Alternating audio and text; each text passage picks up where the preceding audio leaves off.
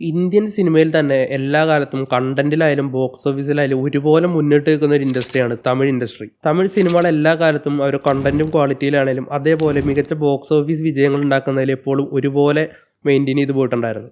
എന്നാൽ അതേ തമിഴ് ഇൻഡസ്ട്രിയുടെ ഒരു മോശം വർഷമാണ് കഴിഞ്ഞ വർഷം കടന്നുപോയത്. എല്ലാം കൊണ്ടും തീർത്തും നിരാശരാക്കിയ സൂപ്പർ താരങ്ങളും ഒന്ന് രണ്ട് മികച്ച ചിത്രങ്ങൾ ഒഴിച്ചു നിർത്തി കഴിഞ്ഞാൽ കാര്യമായ നല്ല സിനിമകളൊന്നും അവിടെ വിജയിച്ചിട്ടില്ല.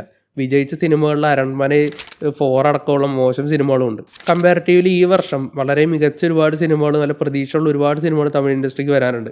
അപ്പോൾ അത്തരത്തിലുള്ള സിനിമകൾ ഏതൊക്കെയാണ് നമുക്കൊന്ന് നോക്കാം. Hello everyone, welcome to Roto Talks. Lubber Pandhu, Maharaja, Meiyazhagan, വാഴ, അതുപോലെ തന്നെ അമരൻ, ഈ കുറച്ച് സിനിമകൾ ഒഴിച്ചു നിർത്തി കഴിഞ്ഞാൽ കാര്യമായ മികച്ച സിനിമകളൊന്നും കഴിഞ്ഞ വർഷം തമിഴ് ഇൻഡസ്ട്രിയിൽ നിന്ന് ഉണ്ടായിട്ടില്ല. ഇതിൽ തന്നെ മെയ്യഴകനൊന്നും മികച്ച വിജയം പോലും കിട്ടിയിട്ടില്ല. സൂപ്പർ താരങ്ങളിലേക്ക് വരുമ്പോൾ തൻ്റെ അസാധ്യമായ സൂപ്പർ സ്റ്റാർഡം കൊണ്ട് വിജയ് ഹിറ്റാക്കിയ ഗോട്ടുണ്ടെങ്കിൽ പോലും ഒരു മോശം ചിത്രം തന്നെയായിരുന്നു. രജനീകാന്തിന്റെ വേട്ടയനും കമലഹാസന്റെ ഇന്ത്യൻ ടൂവും സൂര്യയുടെ കങ്കോയും അതുപോലെ വിക്രമിന്റെ തങ്കലാനും എല്ലാം പ്രേക്ഷകരുടെ ഒരു പ്രതീക്ഷയ്ക്ക് ഉയർന്നില്ല. അതിൽ തന്നെ ഇന്ത്യൻ ടൂവും കങ്കോയും ഓൾ ഇന്ത്യ ലെവലിൽ ട്രോൾ മെറ്റീരിയലായിട്ട് മാറുകയും ചെയ്തു. അപ്പോൾ എൻറ്റയർലി സൂപ്പർ താരങ്ങൾ നിരാശപ്പെടുത്തിയ ഒരു വർഷം തന്നെയായിരുന്നു തമിഴിന് കഴിഞ്ഞ വർഷം. പക്ഷേ ഈ വർഷത്തിലോട്ട് വരുമ്പോൾ ഒരുപാട് മികച്ച പ്രതീക്ഷയുള്ള ന്യൂട്രൽസിനായാലും ഫാൻസിനായാലും നോർമൽ ഓഡിയൻസിനായാലും നല്ല രീതിക്ക് പ്രതീക്ഷയുള്ള ഒരുപാട് സിനിമകൾ തമിഴിൽ നിന്ന് വരുന്നുണ്ട്, എസ്പെഷ്യലി ഈ സൂപ്പർ താരങ്ങളുടെ. ആദ്യം തന്നെ നമ്മുടെ തല അജിത്ത്.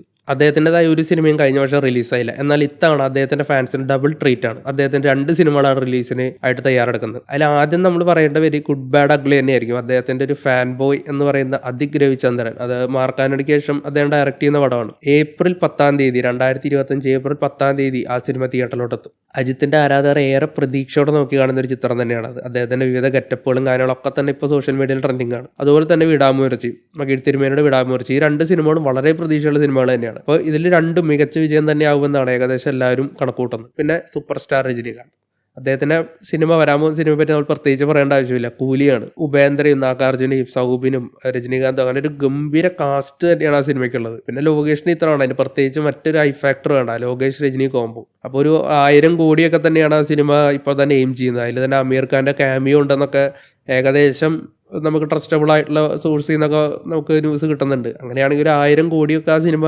അടിക്കും എന്ന് തന്നെയാണ് എല്ലാവരും പ്രതീക്ഷിക്കുന്നത്. അപ്പോൾ തമിഴ് സിനിമയുടെ ഒരു വണ്ടർ ഇയർ തന്നെയാവും എന്ന കാര്യത്തിൽ വലിയ സംശയമൊന്നുമില്ല ഈ വർഷം. കഴിഞ്ഞ വർഷത്തെ എല്ലാ കുറവും ഈ വർഷം അവർ നികത്തും എന്ന് തന്നെയാണ് പറയുന്നത്. അടുത്തതായിട്ടുള്ള തമിഴ് സിനിമയുടെ ഡ്രീം കോംബോ കമലഹാസൻ അതുപോലെ തന്നെ മണിരത്നം.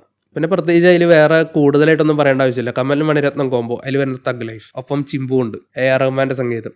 അതിൻ്റെ ഒരു മിനിറ്റ് ടീസർ കുറച്ച് 2 മാസങ്ങൾക്ക് മുന്നേ പുറത്തു വന്നായിരുന്നു. ഗംഭീര റെസ്പോൺസാണ് അതിന് കിട്ടിയത്. തീർച്ചയായിട്ടും നമ്മൾ പ്രത്യേകിച്ച് അതിനെ എത്രത്തോളം ഹൈപ്പ് വരുമെന്ന് പറയേണ്ട ആവശ്യമില്ലല്ലോ. കമൽ മണിരത്നം കോംബോ എന്ന് പറയുമ്പോൾ തന്നെ ഗംഭീര ഹൈ ഫാക്ടർ തന്നെയാണ്. ഒരു മികച്ച വിജയം പൊന്നിയിൻ സെൽവന്റെ ഒരു ഭീകര വിജയത്തിന് ശേഷം മണിരത്നം വരുവാണ്.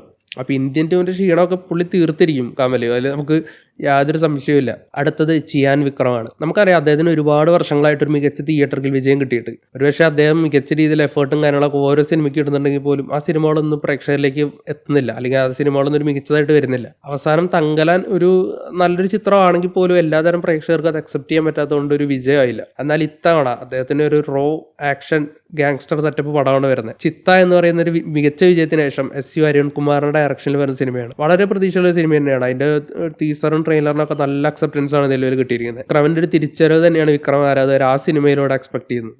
അടുത്തത് നടിപ്പിൻ നായകൻ സൂര്യ. അദ്ദേഹത്തിനും ഈ വിക്രത്തിന്റെ അതേ അവസ്ഥ തന്നെയാണ്. പക്ഷേ വിക്രത്തിനേക്കാളും ഒരു മോശം അവസ്ഥയാണെന്ന് കൂടി പറയാം. കാരണം 300 കോടിക്കടുത്ത് ബഡ്ജറ്റിൽ വന്ന കങ്കുവ അദ്ദേഹത്തിന് ഏറ്റവും പ്രതീക്ഷ ഉണ്ടായിരുന്ന സിനിമ, അദ്ദേഹത്തിന്റെ തന്നെ വാക്കുകളിലൂടെ ഏറ്റവും ഒരു പ്രതീക്ഷ ഉണ്ടായിരുന്ന സിനിമയാണ് നമുക്ക് മനസ്സിലാക്കാം. ആ ഒരു സിനിമയുടെ ഗംഭീര പരാജയം. ആ സിനിമ എവിടെയൊക്കെ റിലീസായി അവിടെ നിന്നൊക്കെ ആ സിനിമയ്ക്ക് ട്രോളാണ് കിട്ടിയിരിക്കുന്നത്. അപ്പോൾ ആ ഒരു സിനിമയുടെ ഗംഭീര പരാജയത്തിന് ശേഷം അദ്ദേഹം തിരിച്ചു വരാനായിട്ടുള്ള ഒരു സിനിമ സാക്ഷാൽ കാർത്തിക് സുബ്രാജിന്റെ റെട്രോ. കാർത്തിക് സുബ്രാജിന്റെ സിനിമകളെ പറ്റി പ്രത്യേകിച്ച് നമ്മൾ എടുത്ത് പറയേണ്ട ആവശ്യമില്ല. ആ സിനിമയുടെ ടീസർ ഈ അടുത്ത് വന്നായിരുന്നു. ഗംഭീര റെസ്പോൺസ് തന്നെയാണ് കിട്ടിയിരിക്കുന്നത്. ട്രോയിലൂടെ സൂര്യ തീർച്ചയായിട്ടും തിരിച്ചു വരുമെന്ന് തന്നെയാണ് സൂര്യയുടെ ആരാധകർ പ്രതീക്ഷിക്കുന്നത്. കാർത്തിക് സുബ്രാജിന്റെ സ്റ്റൈൽ ഓഫ് മേക്കിങ്ങിൽ അതിൽ സൂര്യ എന്ന് പറയുന്ന ഒരു നടനെ പ്ലേസ് ചെയ്യുമ്പോൾ അതുണ്ടാക്കുന്ന ഒരു എക്സൈറ്റ്മെന്റ് ഉണ്ട്. കാരണം എതിർക്കും ദുരന്തവനും അല്ലെങ്കിൽ കങ്കുവയും TSK ഒന്നുമല്ല, സൂര്യയുടെ പൊട്ടൻഷ്യൽ കാണിക്കേണ്ട സിനിമകൾ ഇതൊന്നുമല്ല. റോ പോലെയുള്ള സിനിമകൾ അല്ലെങ്കിൽ സൂര്യ റിപ്പോർട്ടർ പോലെയുള്ള സിനിമകൾ, ഇത്തരത്തിലുള്ള സിനിമകളിൽ സൂര്യ പ്ലേസ് ചെയ്യുമ്പോഴാണ് അതിൽ ഏറ്റവും ഒരു ബെറ്റർ റിസൾട്ട് കിട്ടുന്നത്. അപ്പോൾ നമുക്ക് എന്തായാലും പ്രതീക്ഷിക്കും ഒരു മികച്ച തിയേറ്ററിൽ ഹിറ്റ് തന്നെ സൂര്യ കിട്ടുമെന്ന് നമുക്ക് വിചാരിക്കാം. അതിനോടൊപ്പം തന്നെ അദ്ദേഹത്തിന് കൊല്ലം 2 റിലീസ് ഉണ്ടാകുന്നതാണ് നിലവിൽ നമുക്ക് കിട്ടിയേക്കുന്ന വിവരങ്ങളനുസരിച്ച് അതിൽ RJ ബാലാജി സൂര്യയായിട്ട് ഒന്നിക്കുന്ന ഒരു സിനിമ കൂടി കൊല്ലം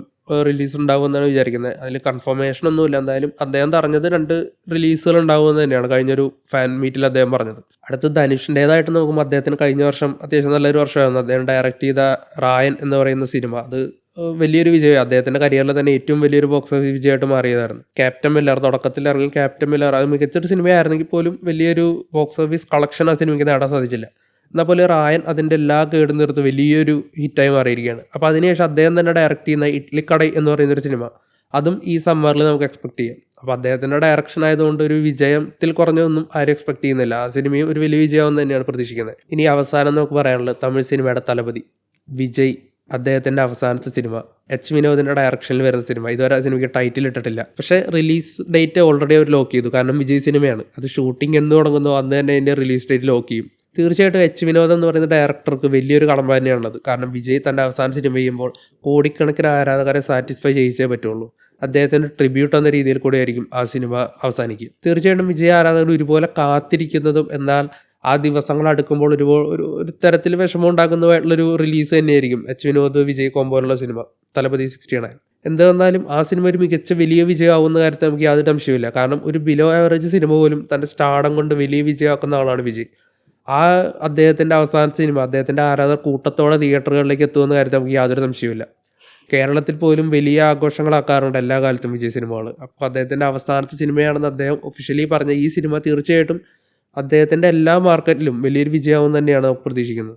ഈ ഷൂട്ടിംഗ് തുടങ്ങിയ ഒരു അനൗൺസ്മെൻറ്റ് വീഡിയോ പോലെ അവരിട്ട വീഡിയോ പോലും അത്യാവശ്യം നല്ലൊരു ഇമോഷണൽ ആയിട്ട് തന്നെയാണ് ഫാൻസ് എടുത്തിരിക്കുന്നത്. കാരണം അദ്ദേഹത്തിൻ്റെ അവസാനത്തെ സിനിമ എന്ന് പറയുമ്പോൾ തമിഴ് സിനിമയുടെ നിലവിലെ ഏറ്റവും ബാങ്കബിൾ ആയിട്ടുള്ള സ്റ്റാറിൻ്റെ അദ്ദേഹം രാഷ്ട്രീയത്തിലോട്ട് കിടക്കുകയാണ്. അദ്ദേഹത്തിൻ്റെ പേഴ്സണൽ ചോയ്സ് എന്ന രീതിയിൽ അദ്ദേഹം രാഷ്ട്രീയത്തിലോട്ട് കിടക്കുകയാണ് സിനിമയിൽ നിന്ന് റിട്ടയർ ചെയ്തിട്ട്. അപ്പോൾ ഒരു ഇമോഷണൽ മൊമെൻറ്റോടെ ആയിരിക്കും വിജയ് ഫാൻസിന് എല്ലാവർക്കും, ലോകത്തെമ്പാടുള്ള വിജയ് ഫാൻസിന്. ഓരോ സിനിമകൾ വരുമ്പോൾ ആരാധകർ ഒരു ആഘോഷമാക്കി മാറ്റാറുണ്ട് ആ സിനിമകൾ. അപ്പോൾ ഇനി അത്തരത്തിലുള്ളൊരു ആഘോഷം തിയേറ്ററുകളിൽ ഉണ്ടാവില്ല എന്നുള്ളൊരു സത്യം അക്സെപ്റ്റ് ചെയ്യാനായിട്ട് കുറേ ആരാധകർക്ക് ഭയങ്കര ബുദ്ധിമുട്ടുണ്ടാവും. എന്തുവന്നാലും ഇനി ഇപ്പോൾ റീ-റിലീസിൻ്റെ ഒക്കെ കാലങ്ങളുണ്ട്. എന്നാൽ പോലും ഒരു വിജയ് സിനിമ തിയേറ്ററിലോട്ട് വരുമ്പോൾ അത് ഹെയ്റ്റേഴ്സ് ആയാലും ഫാൻസ് ആയാലും ഒരുപോലെ തിയേറ്ററിലോട്ട് അടിച്ചു കയറുന്ന ആ ഒരു കാഴ്ച ഇനി ഉണ്ടാകും നമുക്കറിയില്ല. എന്തുവന്നാലും അദ്ദേഹത്തിന്റെ അവസാന സിനിമ അതൊരു മികച്ച വിജയത്തിൽ കുറഞ്ഞതൊന്നും അദ്ദേഹത്തിന്റെ വിരോധികൾ പോലും പ്രതീക്ഷിക്കുന്നുണ്ടാവില്ല. അപ്പോൾ എന്തായാലും അതൊരു മികച്ച വിജയം ആവട്ടെ എന്ന് തന്നെ നമ്മൾ വിചാരിക്കുന്നു. 2024 സംബന്ധിച്ച് 2025 ഒരുപാട് മികച്ച തമിഴ് സിനിമകൾ വരും എന്ന് തന്നെയാണ് സിനിമാ പ്രേമികൾ പ്രതീക്ഷിക്കുന്നത്. കേരളത്തിലും ഒരുപാട് തമിഴ് സിനിമാ പ്രേമികളുണ്ട്. അപ്പോൾ അവരൊക്കെ ഒരുപാട് പ്രതീക്ഷയോടുകൂടി തന്നെയാണ് ഈ വർഷം തമിഴ് സിനിമയെ നോക്കിയിരിക്കുന്നത്. എന്തുവന്നാലും ഈ വർഷം തമിഴ് സിനിമയ്ക്ക് ഒരു ഗംഭീര വർഷമാവട്ടെ എന്ന് തന്നെയാണ് നമ്മൾ പ്രതീക്ഷിക്കുന്നത്. അപ്പോൾ ഈ വർഷം നിങ്ങൾ കാത്തിരിക്കുന്ന അല്ലെങ്കിൽ നിങ്ങൾക്ക് എക്സ്പെക്ടേഷൻ ഉള്ള ഏതൊക്കെ സിനിമകളാണ്, അല്ലെങ്കിൽ നിങ്ങൾക്ക്